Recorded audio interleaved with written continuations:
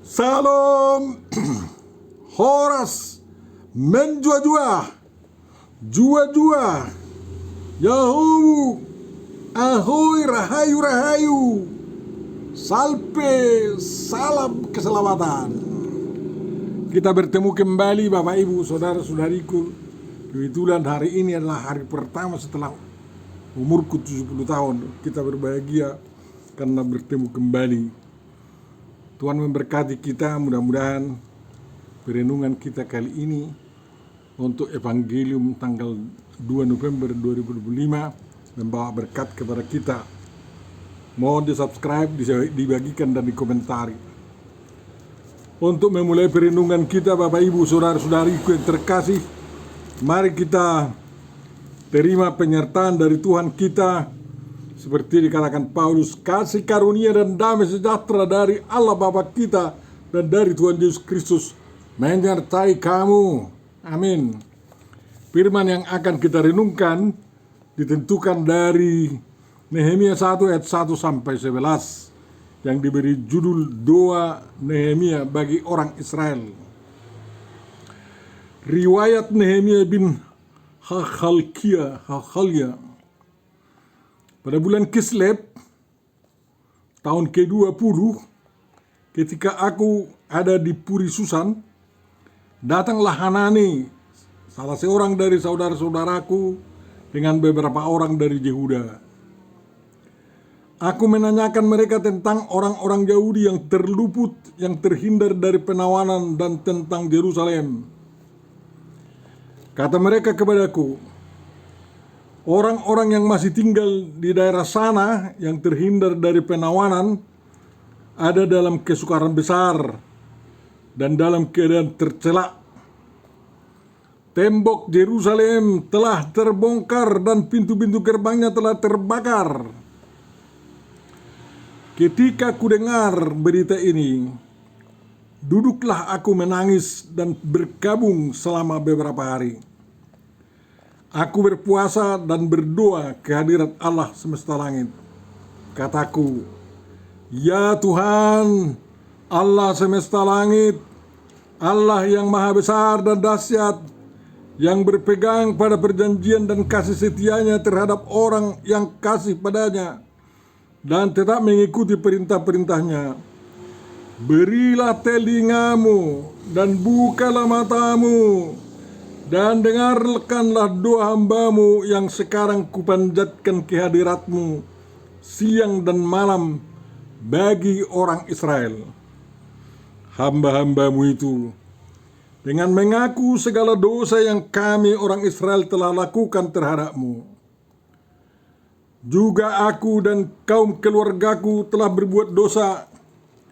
Kami telah sangat bersalah terhadapmu dan tidak mengikuti perintah-perintah, ketetapan-ketetapan, dan peraturan-peraturan yang telah kau perintahkan kepada Musa, hambamu itu.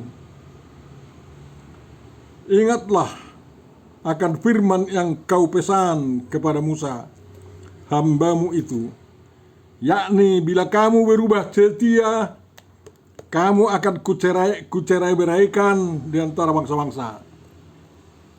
Tetapi bila kamu berbalik kepadaku dan tetap mengikuti perintah-perintahku serta melakukannya, maka sekalipun orang-orang buanganmu ada di ujung langit, akan kukumpulkan mereka kembali dan kubawa ke tempat yang telah kupilih untuk membuat namaku diam di sana. Bukankah mereka ini hamba-hambamu dan umatmu yang telah kau bebaskan dengan kekuatanmu yang besar dan dengan tanganmu yang kuat? Ya Tuhan, berilah telinga kepada dua hambamu ini dan kepada dua hamba-hambamu yang telah rela takut akan namamu. Dan biarlah hambamu berhasil hari ini dan mendapat belas kasihan dari orang ini. Ketika itu aku ini juru minuman raja. Demikian firman yang akan kita renungkan Bapak Ibu Saudara-saudariku yang terkasih di Minggu tanggal 2 November 2025 ini, Minggu ke-20 setelah Trinitas. Tentu saja yang berbahagia adalah orang yang mendengarkan, memelihara, memahami, menghayati dan melakukan firman Tuhan dalam perbuatan baik. Amin.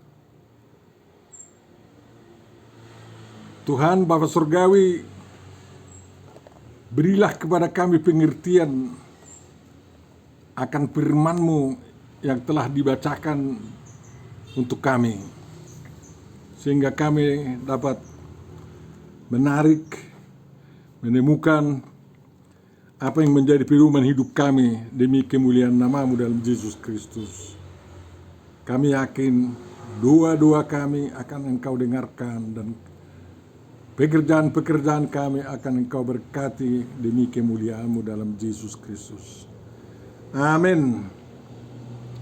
Bapak Ibu Saudaraku yang terkasih, setelah Raja Kores memberikan edik atau dekrit yang mengizinkan bangsa-bangsa yang dibuang oleh Raja Babel ke Mesopotamia, ke kerajaan Babel, untuk kembali ke tempat masing-masing, ke Bonapasogit, ke daerah asal masing-masing. Israel sangat bersuka cita.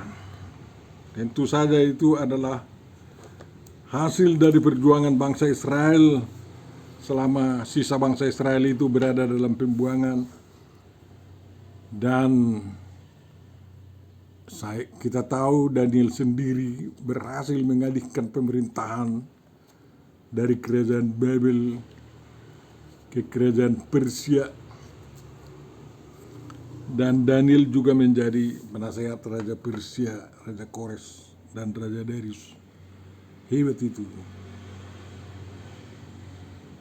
Dan akhirnya juga dengan alasan politik agar terjadi kebahagiaan bagi bangsa-bangsa yang terbuang itu, Raja Kores memberikan dekrit kembali ke Bonapasogit. Dan terutama bangsa Israel ditugaskan untuk membangun kembali Bait Suci Yerusalem yang telah diratakan oleh tentara Nebukadnezar, dan berjanji untuk membiayai pembangunan itu. Bangsa Israel bersuka cita dengan segala tekad dan kemampuan yang mereka miliki, dan juga dibantu oleh pemerintah Persia. Mereka kembali berbondong-bondong ke tanah leluhur mereka di Yehuda, di Yerusalem. Mereka membawa sisa-sisa alat-alat yang ada di Bait Suci yang masih belum hilang. Tiada taranya kebahagiaan kalau bisa kembali ke tanah air, walaupun masih di dalam jajahan bangsa lain, tetapi dapat mengalami kemerdekaan di bawah pemerintahan Persatuan Persia itu. Indonesia berada, suku-sukunya sekarang berada di tanah air masing-masing, di Bonapasogit. Tapi banyak yang merantau, namun dengan ikatan semangat kemerdekaan Republik Indonesia dan Negara Kesatuan Republik Indonesia yang berdasarkan Pancasila dan Undang-Undang Dasar 1945, dan moto bangsa kita Bhinneka Tunggal Ika, kita semua merasa bahagia berada di bumi bersada Indonesia, dan kita pelihara kesatuan dan persatuan kita itu dalam rangka mengisi kemerdekaan. Mudah-mudahan Indonesia tidak diprovokasi untuk berkelahi satu suku kepada suku yang lain. Bangsa yang kembali dari kerajaan Babel yang berada dalam naungan kerajaan Persia, semua tunduk kepada Raja Persia yang memang betul-betul menghargai suku-suku bangsa dalam kerajaannya. Bapak Ibu Saudaraku yang terkasih, bangsa Israel di bawah pimpinan Zerubabel, Esra, dan Imam Yonatan kembali ke Yerusalem. Mereka membangun bait suci yang kita sebut sering bait suci kedua, dan dapat ditahbiskan tahun 515. Bangsa Israel sudah berada di Yerusalem, dan mereka bisa dengan bebas datang dari Yerusalem ke Susan, ibu kota Persia. Dan di Persia masih ada orang-orang Israel yang bekerja untuk kerajaan, termasuk Nehemia sebagai juru minuman raja.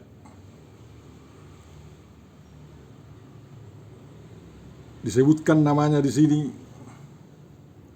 Hanani dan orang-orang yang bersama dia pulang dari Yehuda menemui Nehemia di istana raja. Mereka memberitahu bagaimana keadaan Yehuda, terutama Yerusalem. Mereka melaporkan bahwa sungguh sangat memalukan bagi bangsa Israel, walaupun sudah berdiri bait suci, ritus keagamaan Yahudi sudah bisa dilakukan untuk Tuhan yang Maha Tinggi, Jehovah Elohim. Tembok kota Yerusalem masih hancur. Kalau tembok suatu kota hancur, itu sangat memalukan bagi penghuni di dalamnya, bagi kerajaan yang ada, yang diperintah dari rajanya atau pemimpinnya dari kota itu.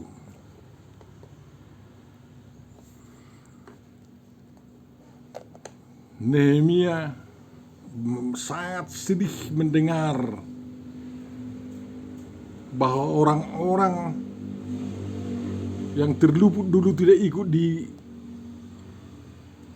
oleh Nebukadnezar, dan yang kembali dari Yerusalem dan yang kembali dari Babel ke Yerusalem, hidup dalam kesengsaraan dan kemiskinan, hidup dalam kesukaran besar, dan masih sangat mengalami ketercelaan sebab tembok Yerusalem masih rata dengan tanah. Pintu-pintu gerbangnya telah terbakar habis.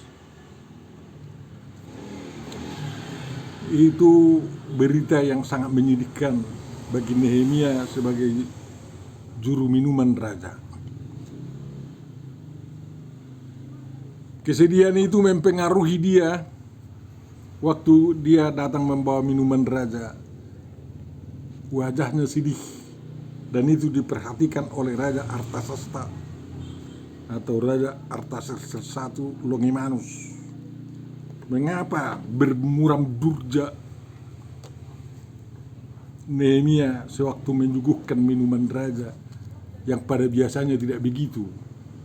Ya, raja yang sangat baik menanyakan, mengapa kau begitu, katanya. Lalu Nehemia menerangkan kesedihan hatinya karena tanah airnya, ya,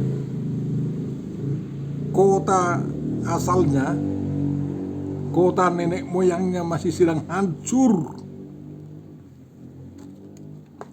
Begitulah yang cinta tanah air. Kalau ada kampung kita yang masih hancur, pasti kita harus bersedih hati, ya, dan berusaha untuk membangunnya kembali. Setelah Zerubabel tidak lagi menjadi bupati, ya pemerintahan kosong. Kan kayak gitu. Peribadahan di Yerusalem dipimpin oleh Esra, dan imam-imam dipimpin oleh Yonatan. Oleh karena itu Nehemia berdoa. Itulah hebatnya orang beriman. Dalam menggumuli kesedihan oleh karena berita yang didengar tentang tanah air, sangat indah kalau orang berdoa kepada Tuhan. Seperti Nehemia ini mendoakan agar Tuhan memberikan kesempatan untuk memperbaiki kampung halaman, agar Tuhan membuka hati raja agar diizinkan pulang kampung membangun reruntuhan itu. Dan yang ketiga, agar Tuhan membantu menyediakan pendanaan pembangunan tersebut. Dan yang keempat, agar Tuhan menggerakkan bangsa-bangsa, menggerakkan terutama bangsa Israel bersatu untuk membangun. Jangan lagi berkelahi-berkelahi.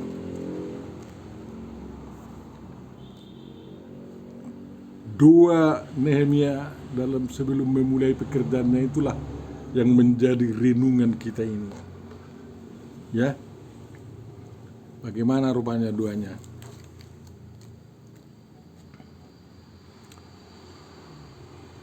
Dalam mempersiapkan doa yang sangat kusuk dari dalam hati, dia berpuasa.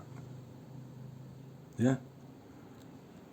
Menangis, berkebun, bikin kain goni di kepala berhari-hari. Lalu dia menyampaikan isi hatinya kepada Tuhan. Tuhan Allah semesta langit, itulah Jehovah Elohim, ya, pencipta langit dan bumi, Allah yang maha besar dan dahsyat. Kepadanya Nehemia berdoa, bukan kepada Baal atau dewa orang Persia, bukan. Jadi kalau berdoa dalam mempergumulkan sesuatu agar dapat ikut bertugas menyelesaikan masalah yang ada, harus berdoa kepada Tuhan yang benar dan yang tepat. Jangan asal dewa. Tuhan itulah yang kita kenal di dalam Yesus Kristus,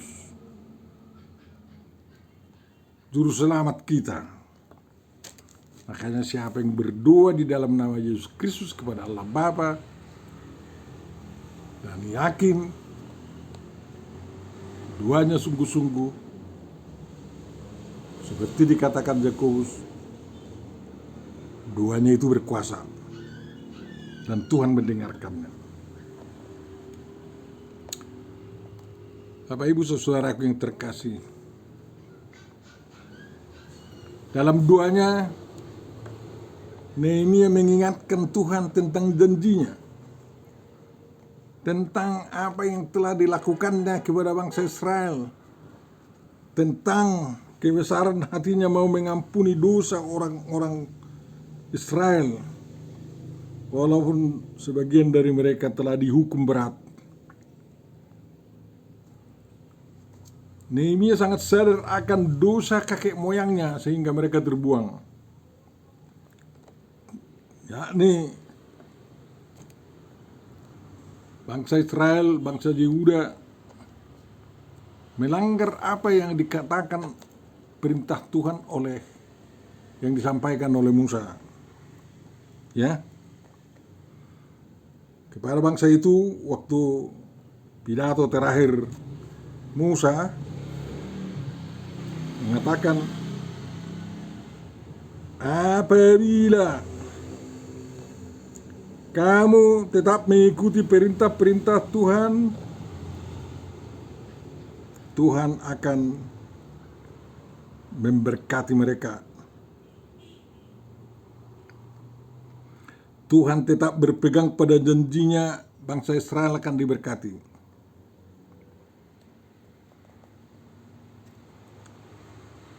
Apabila memang mereka berdosa dihukum, dan itu sudah dialami. Namun mereka sekarang kembali kepada Tuhan, dan Nehemia mengingatkan itu.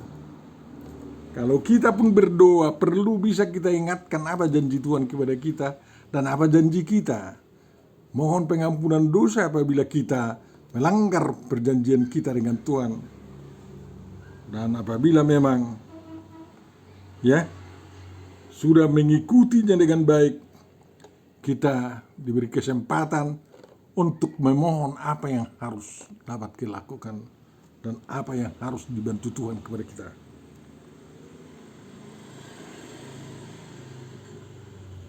Nehemia mengingatkan, bila kamu berubah setia, kamu akan kucerai-beraikan di antara bangsa-bangsa.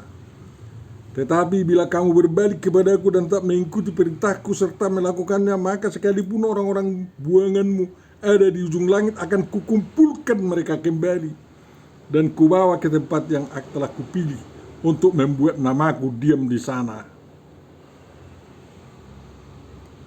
Itulah yang terjadi dalam pergumulan hidup bangsa Israel, sehingga mengalami pembuangan, dan juga setelah bertobat diberi kesempatan oleh Tuhan untuk kembali ke tanah air mereka.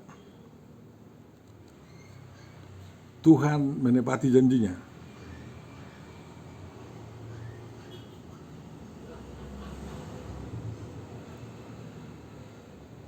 Nehemia memohon agar Tuhan memperhatikan penderitaan bangsa Israel di tanah air mereka di Yerusalem, karena reruntuhan tembok Yerusalem belum bisa dipulihkan, dibangun kembali. Sehingga Nehemia memohon agar Tuhan mendengar doanya,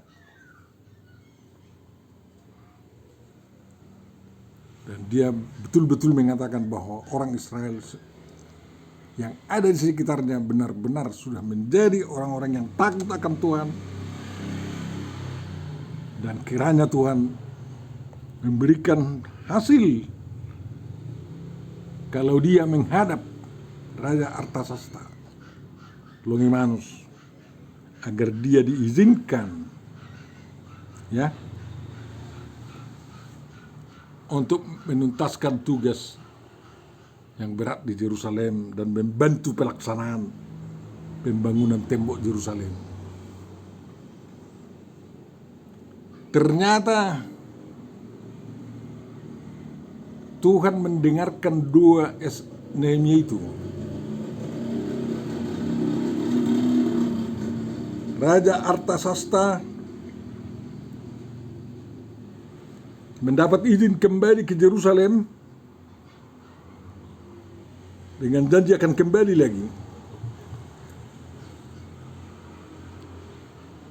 Mendapat surat untuk disampaikan kepada bupati-bupati agar mendukung pelaksanaan pembangunan tembok Yerusalem itu. Semuanya itu karena tangan Allah benar-benar murah melindungi Nehemia.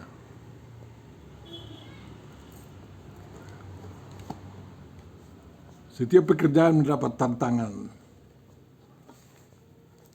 Setelah Sanballat, Hor, dan Tobia orang Amon mendengar bahwa ada izin kepada Nehemia membangun tembok Yerusalem, mereka itu berusaha menggagalkannya.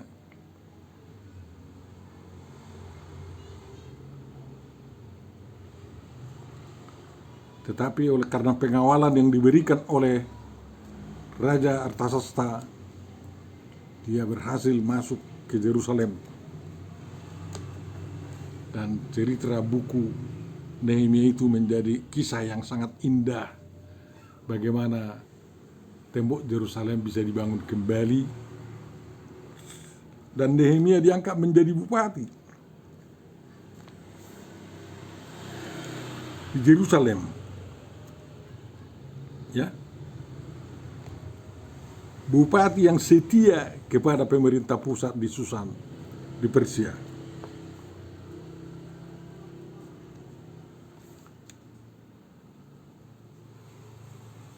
Memang banyak bangsa yang mengatakan mereka harus merdeka baru bisa membangun bangsanya.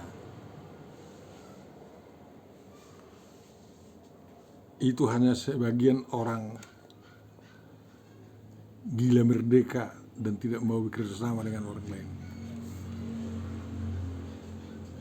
Tetapi sudah banyak terbukti negara dari sejak perjanjian lama pun dan sampai sekarang, pengalaman bangsa Israel, bangsa Yehuda menjadi bagian dari negara lain pun, negara kesatuan yang presidennya bukan dari suku mereka, bangsa itu bisa sejahtera dan bisa membangun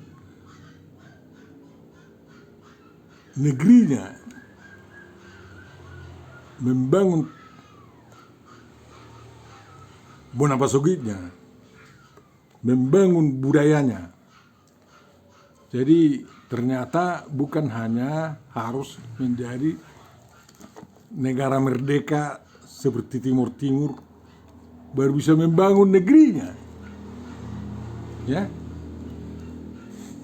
harus bisa sebagai orang Amerika menjadi negara serikat. Ya, tidak terpisah-pisah satu sama lain. Dan dalam kebersamaan membangun bangsa itu.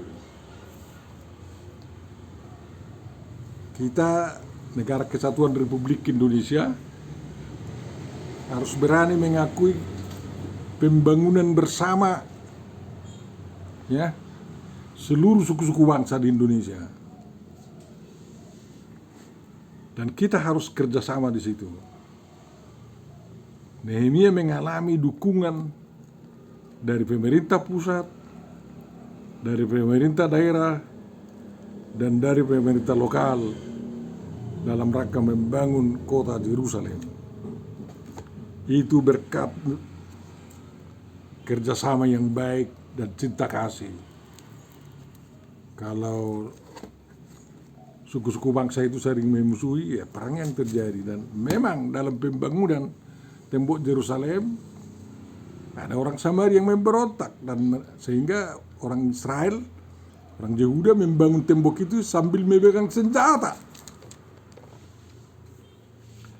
Dan itu sebagai catatan sejarah yang tidak baik.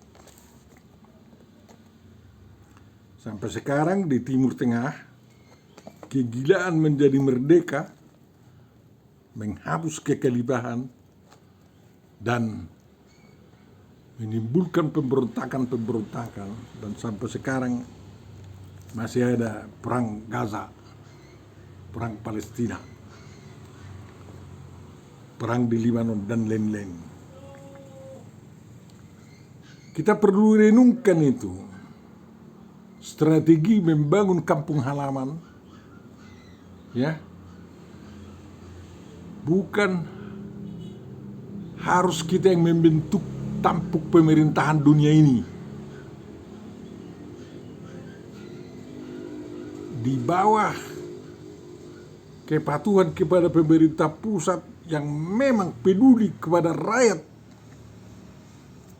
suku-suku bangsa dalam pemerintahannya, perlu juga, bisa juga kita gunakan sebagai kesempatan untuk membangun kampung halaman, bonapasugit, tanah air kita, asal muasal kita. Dan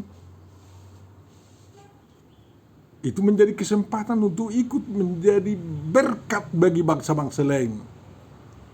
Karena bukan semua bangsa Israel kembali dari pembuangan, tetapi masih banyak bekerja di ibu kota Persia, di Susan, agar menjadi berkat bagi bangsa-bangsa lain. Ester sendiri menjadi permaisuri dan menjadi berkat bagi bangsa-bangsa yang ada di dalam kerajaan Persia waktu itu. Bapak Ibu saudaraku yang terkasih, sungguh banyak dampaknya kalau kita berdoa dengan sungguh-sungguh kepada Tuhan, mempergumulkan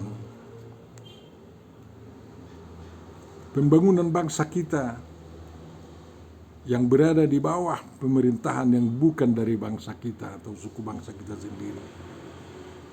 Tentu saja kesetiaan bernegara dibarengi dengan kesetiaan bertuhan yang benar, beribadah yang benar, dan dapat mencari nafkah yang benar secara bersama-sama dengan suku-suku bangsa yang lain menjadi prasyarat utama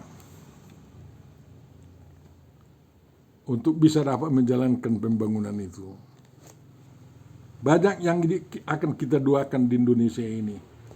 Bukan hanya gereja kita, bangsa kita, suku bangsa kita, bangsa Indonesia keseluruhan harus kita doakan. Pemerintah kita setelah dianugerahi sebagai bangsa yang majemuk, semuanya akan kita doakan.